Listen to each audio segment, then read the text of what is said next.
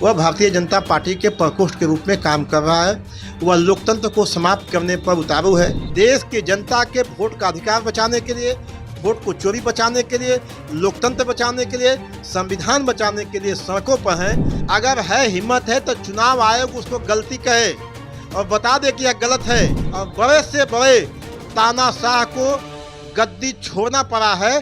कहीं ऐसा न जाए, आपके बगल में मालूम है श्रीलंका में क्या हुआ, बांग्लादेश में क्या हुआ।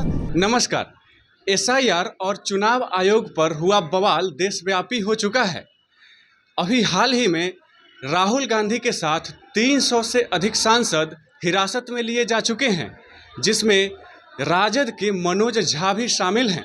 अभी हम आपको युवा राजद के प्रदेश अध्यक्ष राजेश यादव के पास लेकर आए हैं, जो इस पर हमें बताएंगे।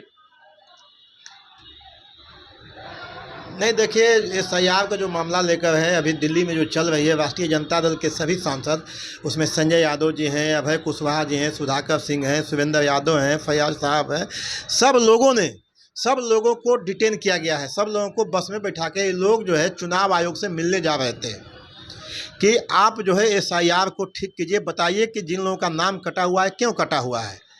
और देखिए, चुनाव आयोग जिस तरह से पक्षीय हो गया है, वह भारतीय जनता पार्टी के प्रकोष्ठ के रूप में काम कर रहा है। वह लोकतंत्र को समाप्त करने पर उतारू है। चुनाव आयोग एक संस्था है जिस पर सबको भरोसा है। अगर कहीं कोई गलती होती है तो लोग कहता है कि हम चुनाव आयोग में कंप्लेन करेंगे।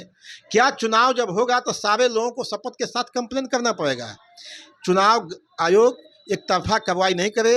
इस देश को, लोकतंत्र को बचाने के लिए राष्ट्रीय जनता दल सहित तमाम विपक्ष के लोग आज सड़कों पर हैं।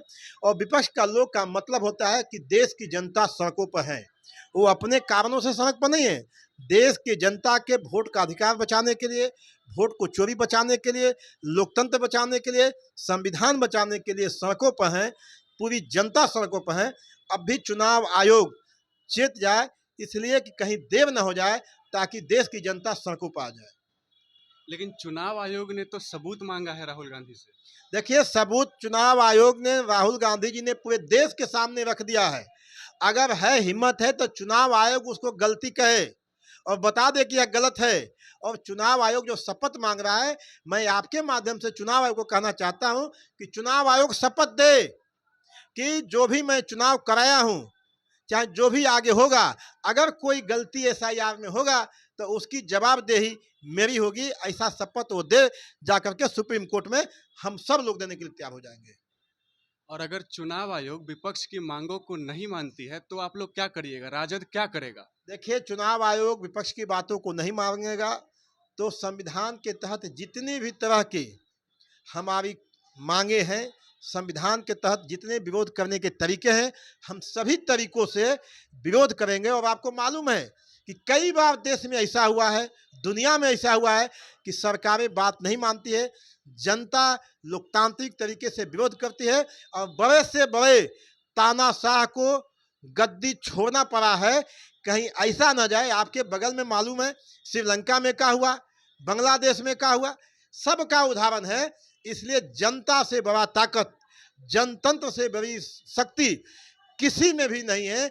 जनता अगर अपने पर आ गई तो सारे तानाशाह को भागना पड़ेगा, लेकिन संवैधानिक तरीके से। असंवैधानिक तरीके। मैं बोल ही रहा हूँ कि जितने भी संविधान में तरीके